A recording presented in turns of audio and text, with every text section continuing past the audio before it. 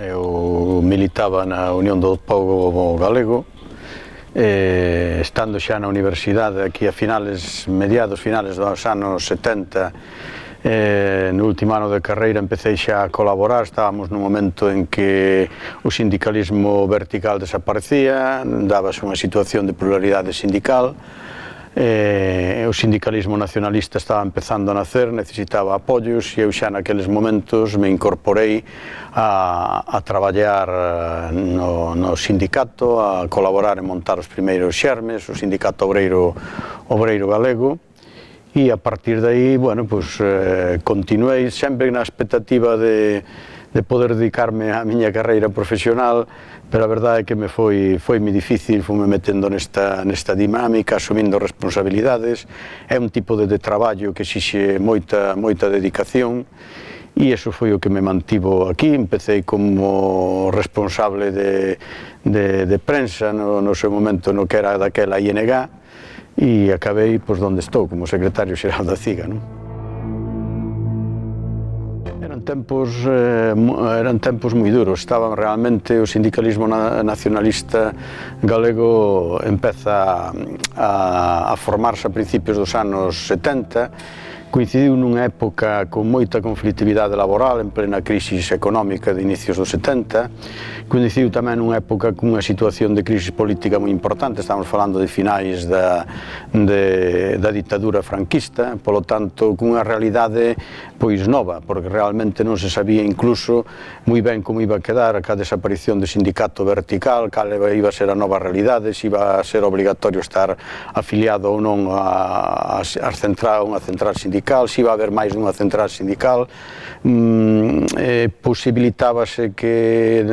empezaran a negociar convenios colectivos, a ter unha liberdade de organización e de traballo nas empresas que ata daquela non era posible, porque non había esa liberdade, había que facelo desde a clandestinidade. Había, polo tanto, na medida en que se posibilitou a pluralidade sindical, había que disputar espacios co sindicalismo españolista, e tuvemos que facer con moi poucos recursos e con un gran esforzo e un gran traballo de moita xente que dedicou prácticamente as 24 horas do día a intentar crear unha base sindical que posibilitase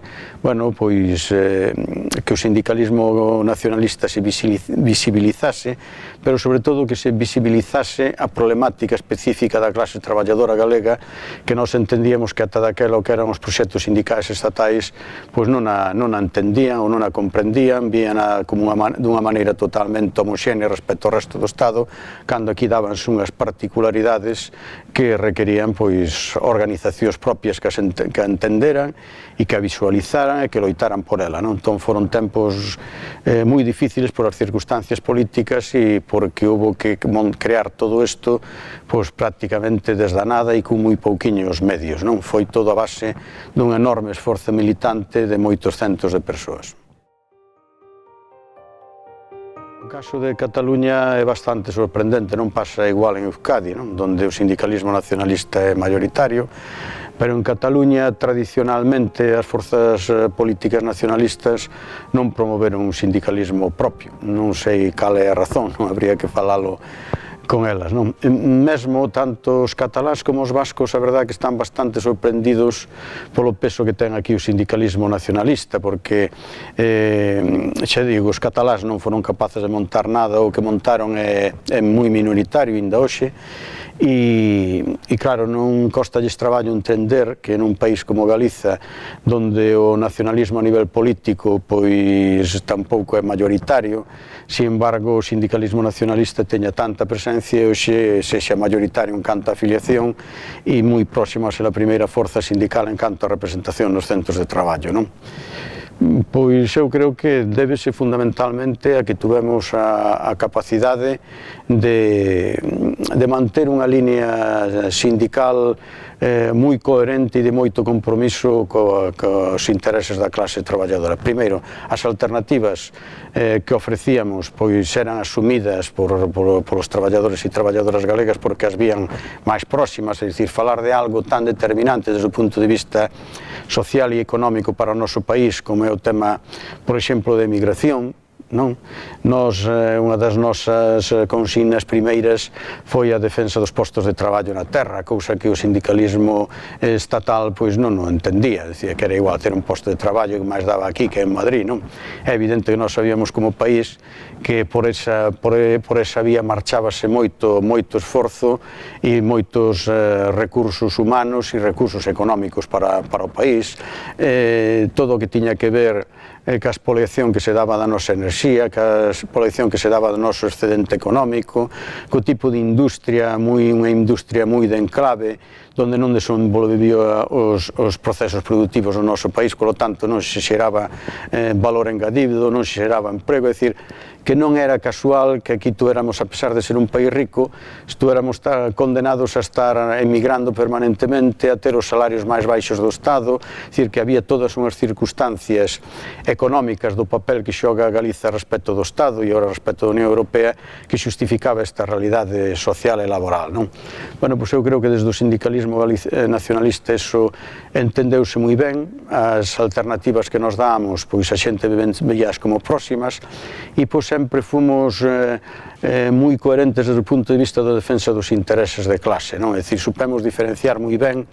o que era o campo e o modelo sindical que promovía o sindicalismo español, un modelo sindical de pacto social, de colaboración co poder, de integración no sistema. Bueno, desde o sindicalismo nacionalista sempre procuramos manter unha línea moi coherente de facer ver que iso, desde o noso punto de vista, non era a salida para os intereses da clase traballadora e incluso que os propios traballadores e traballadoras percibiran mediante a nosa práctica diaria que había esas diferencias, é dicir, que se estaban confrontando dous modelos sindicales diferentes, dúas maneiras distintas de ver a realidade e de ofrecer alternativas ao que era a clase traballadora galega. E eu creo que iso foi determinante para que fóramos ganando prestixio e fóramos ganando espacio no mundo obreiro. Compre recordar que quen tiña fundamentalmente estrutura, sobre todo nas grandes empresas a principios dos anos 70, era o sindicalismo español, fundamentalmente comisións obreiras. A nosa incidencia veu fundamentalmente a través dos sectores de pequena empresa, dos sectores máis precarizados, incluso de sectores moi vinculados sociolóxicamente ao que era o rural galego, as pequenas vilas e tal. Entón costounos bastante traballo conseguir entrar ca nosa alternativa sindical tamén na grande empresa, ir desplazando o sindicalismo español e, bueno, eu creo que hoxe a CIGA está introducida en todos os ámbitos e en todos os sectores e, xa digo, con un prestixio importante e eu creo que é percibida por unha parte moi importante dos traballadores e as traballadoras galegas efectivamente como un modelo sindical diferente, alternativo que é o modelo sindical que poda representar Comisións Obreiras ou UGT. Os primeiros momentos, porque ainda que eu levaba moitos anos dedicado ao traballo sindical, asumir a Secretaría Xeral dentro da CIGA pois ten as súas complexidades, máxime nunha organización sindical como a CIGA, que é unha organización sindical moi dinámica internamente, con moita pluralidade desde o punto de vista político e, bueno, conseguir buscar líneas de colaboración, de consenso, pois non é nada fácil, Entón, quizás os primeiros anos foron os anos así máis difíciles e pois todo o que ten que ver con a crisis económica, non? Cos anos do 2008 para aquí, que foron anos realmente moi complicados, porque mirabas a destrucción de emprego que se estaba producindo, a cantidad de perda de postos de traballo, toda a política que se seguiu de reformas no campo laboral, da negociación colectiva, da contratación,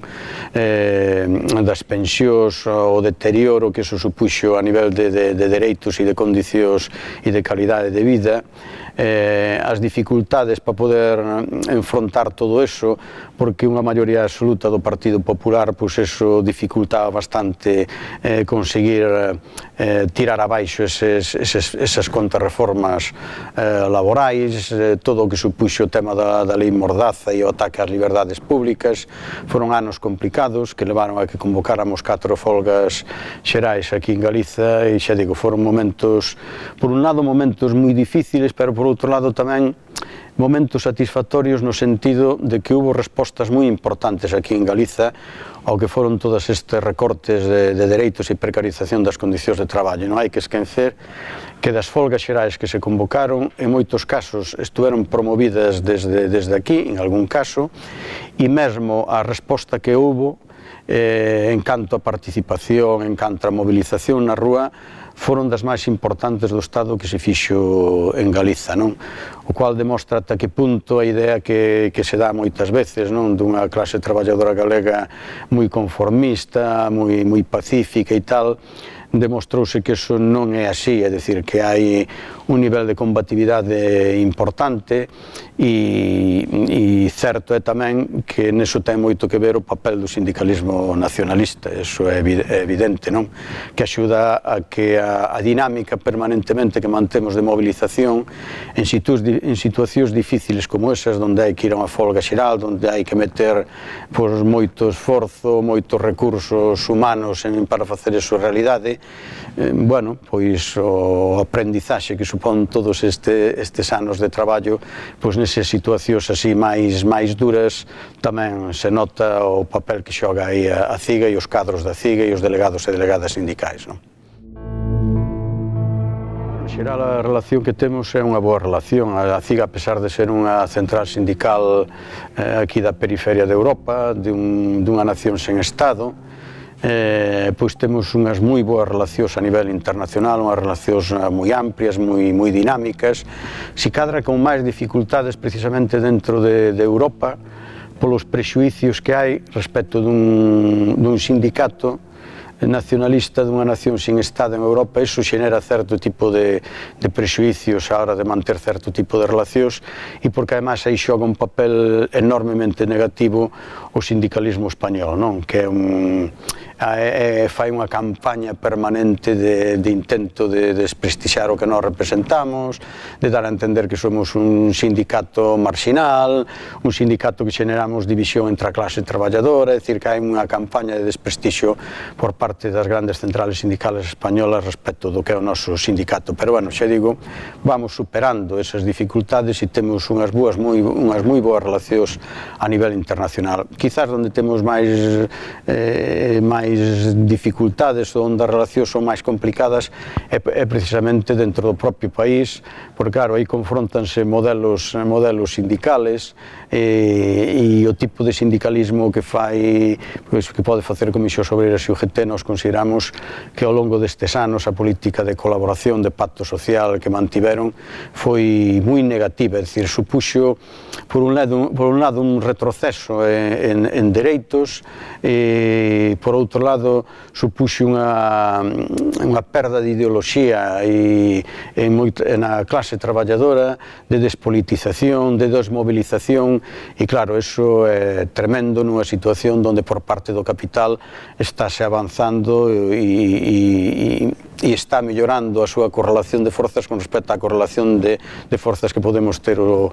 campo sindical ou mesmo a esquerda, non? É evidente que aquí a correlación de forzas nestes momentos é favorable ao capital e á dereita, non? Entón, facer ese traballo de desmovilización, de despolitización dos traballadores e traballadoras, de non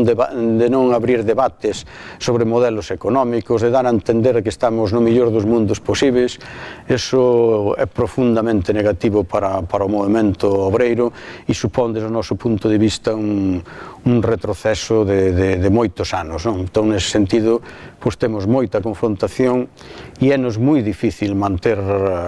certas dinámicas sindicales con eles, porque incluso eso que foi xerando tamén é mesmo no seo das empresas o tipo de delegados e delegadas sindicales que se achega a esas opcións sindicales son distintas ao que se achegan á CIGA, incluso a nivel de combatividade, de como enfrentar os problemas, e eso xenera mesmo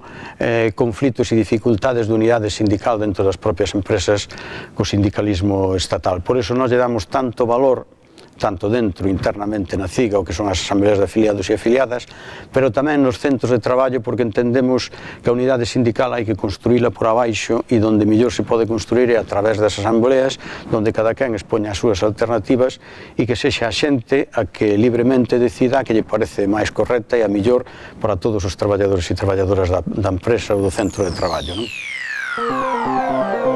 Os sindicatos nunha sociedade capitalista nunca van estar ben vistos, a non ser que te entregues ao poder, nunca vas estar ben visto, non? E, ademais, na medida en que avanza a imposición do modelo neoliberal, agudízase moito máis a agresión contra os sindicatos, porque, claro, o modelo neoliberal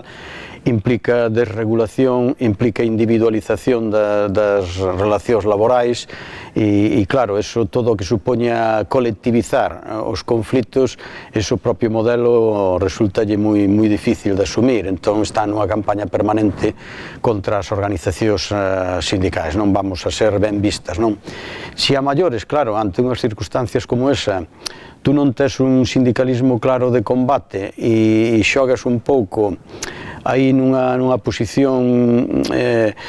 falsa ou de aparente radicalismo cando falas verbalmente, pero pois na práctica estás absolutamente entregado e condicionado pola túa política sindical a ese tipo de políticas neoliberales e de recorte de dereitos, claro, eso xenera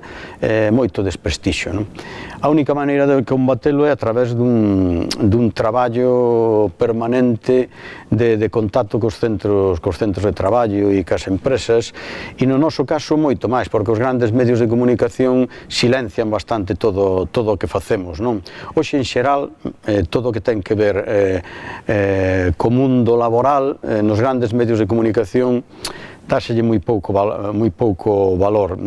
Preténdese transmitir a idea de que a nivel laboral ou a nivel das empresas hai pouco conflito, é dicir, que non, que está a situación tranquila cando estamos vivindo un dos momentos onde maior agresión hai contra os nosos dereitos e hai moita conflictividade laboral. É raro o día que non estamos metidos en algún conflito, é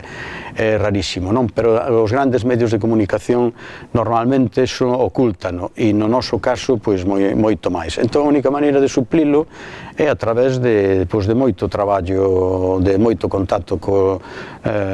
cas empresas, de moitas reunións cos delegados e delegadas sindicais, de moito debate cos delegados e delegadas sindicais. Para nós é fundamental que os nosos delegados e delegadas sindicais sexa xente con conciencia, sexa xente politizada, porque vivimos nun sistema que é moi fácil integrar a todo o mundo, pero tamén incluso aos movimentos sociales, non? Entón, a única maneira de que non te integren e non termines convertíndote nun colaborador máis dese sistema é pola vía de que aqueles que nos representan nas empresas, os propios cadros sindicales, os cadros de dirección da central sindical, teñan moi claro, desde o punto de vista ideolóxico e desde o punto de vista político, o papel que nos temos que cumprir na sociedade como sindicato, non? Tanto desde o punto de vista de defensa dos intereses de clase, como especificamente na nosa condición de sindicato galego e sindicato nacionalista, non? E máxime nos tempos que corren, onde se está dando un proceso de españolización moi grande da nosa sociedade, pois manter un discurso nacionalista pois non é nada fácil, non? Entón é a base, xa digo, de moito esforzo e de moito compromiso no traballo do día a día.